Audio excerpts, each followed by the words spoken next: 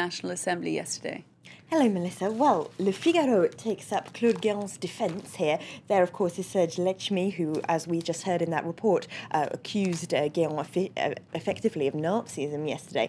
Their front page is the attack of a PS MP inflames the campaign. Now, in their editorial, they say that Guéant, in saying that not all civilizations are equal, was just returning to the fundamental values of the French Republic. Liberté, égalité and fraternité. They say he had the same sort of thoughts in his mind as the revolutionaries of 1789, and the fact that the socialists have a problem with that shows, according to them, that they haven't really understood what the French Republic is all about. They use the law banning the burqa as an example, saying some socialists voted for it, some against, some abstained. That shows, according to them, that the left, the whole party, doesn't quite know where it stands on this issue, and they don't understand what's fundamental about France, which for them is those values that yes, one civilization does embody, according to them, and therefore Guéant was not wrong, they say, in saying that not all civilizations are equal. Not all newspapers are quite so keen to defend France's interior minister. No, absolutely not. Libération, of course, a more left-wing paper, points out that the whole controversy and the row that blew up in Parliament yesterday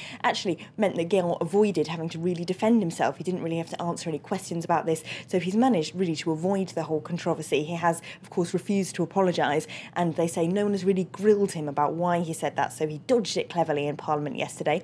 Inside Le Parisien, they're looking at who is Serge Letchimy, the guy who decided, the socialist MP who decided to bring this up yesterday. They say he's from Martinique. They say he's the most popular, the most powerful politician on those islands. And for him, according to an open letter that he wrote to the Interior Minister, he wants to defend a different French tradition, one of plurality and diversity. He says he's the heir of those Martinican politicians who fought against France's worst colonialist excesses and made it possible that someone like him, a black man from Martinique, is equally a French citizen as Claude Guéant himself. So he says there's a different French tradition, a more diverse one that he wants to defend. Now, many people have, of course, accused Claude Guéant in the run-up to the presidential election of seeking to take voters who might otherwise have voted for Marine Le Pen, and Le Monde's been having a look at who those voters might be.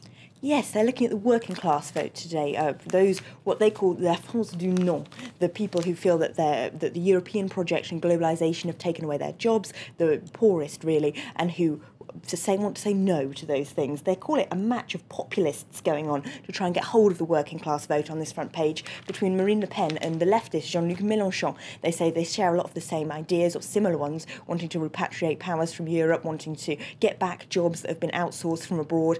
They say Marine Le Pen has pinched a lot of her discourse from the left on economic issues, and they're both trying to get hold of those same voters, but unfortunately, well, for them at least, because they're a more left-leaning paper, Marine Le Pen is doing rather better at winning over working-class voters. They've done a poll of sort of the lowest income group in France, which says 33% of them would vote for her and just 9% for Mélenchon.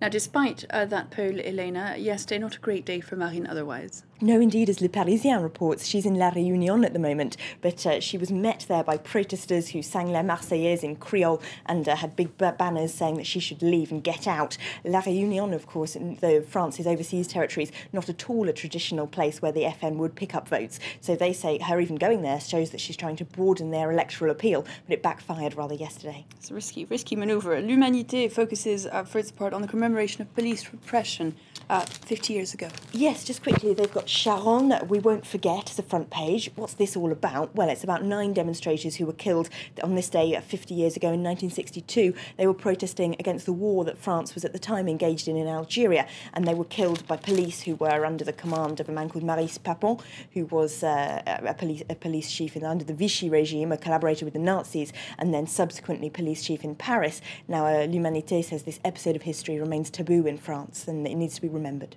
Elena Casas, thanks very much indeed for all of that. A look at the French papers this morning. We're going to have a short break now. It's just coming at 7:20. In just a moment, though, we'll have Focus. Germany's going green, but can it keep